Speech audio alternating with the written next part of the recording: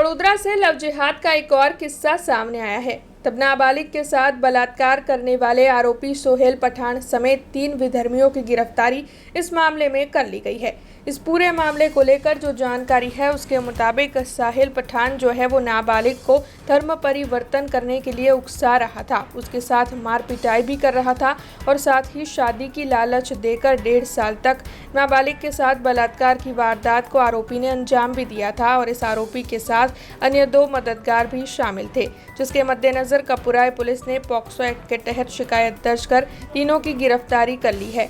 नाबालिग जब से 17 साल की थी तब से आरोपी की ओर से उसके साथ बलात्कार की वारदात को अंजाम दिया जा रहा था। आरोपी सोहेल पठान के साथ फ़हीम अफीमवाला और जुनैद मलिक, इन दोनों की भी गिरफ्तार इस मामले में कर ली गई है। तब इस पूरे मामले के मद्देनजर जोन 3 के डीसीपी अभिषेक गुप्ता ने ज़्यादा जानकारी दी है।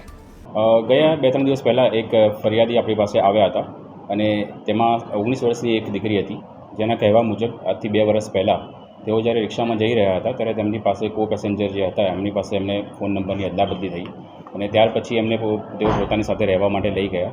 તો જે છોકરી છે તે 2 વર્ષથી એ આરોપીના ઘરે રહેતી હતી અને આરોપી એના પર વારંવાર દુષ્કર્મ કરતો હતો અને તેને ત્રાસ આપતો હતો અને જ્યારે પોલીસ પાસે ફરિયાદ આવી, પોલીસે તરત ફરિયાદ દાખલ કરી છે અને ફરિયાદ માટે આવી ત્યારે આરોપીના 2 મિત્રો હતા અને તેઓ પણ તેને ધાક ધમકી આપવા માટે આવ્યા હતા કે તું આ ફરિયાદ ન કરીશ, તો તે બાબતની પણ પોલીસે ફરિયાદમાં ઉમેરો કર્યો છે અને તે બાબતની પણ ફરિયાદ પોલીસે દાખલ કરી છે।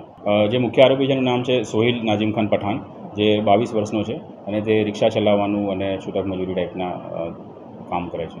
એમના મિત્રોનો રોલ ખાલી એને ધમકી આપવાનો કે તું ફરિયાદ કરવાના જઈશ પોલીસને, એને ગાળ બોલવાનો, ધમકી આપવાનો છે। મિત્રોના 2 મિત્રો છે, મોહમ્મદ ફરીમ, મોહમ્મદ મુનાફ અને જુનેદ મલિક। આશરે 2 વર્ષ, 1.5 થી 2 વર્ષનો સમયગાળો છે।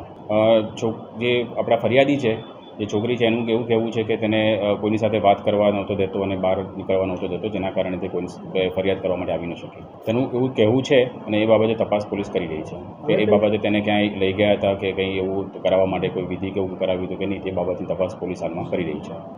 ઇન્ટ્રોગેશનમાં અત્યાર સુધી જે પણ ફરિયાદ આપી છે તે ફરિયાદ બાબતે અમે મેડિકલ કરાવ્યું છે અને મેડિકલ પુરાવા, ટેકનિકલ પુરાવા પણ લઈ રહ્યા છે કે તેના સેલ આઈડીના આધારે કે તે કયા સ્થળ પર રહેતી હતી, તે ખરેખર તેના ઘરે હતી, તો એ બધી ડિટેલ ઇન્વેસ્ટિગેશન ફોરેન્સિક ટીમને સાથે રાખીને કરવામાં આવી રહી છે।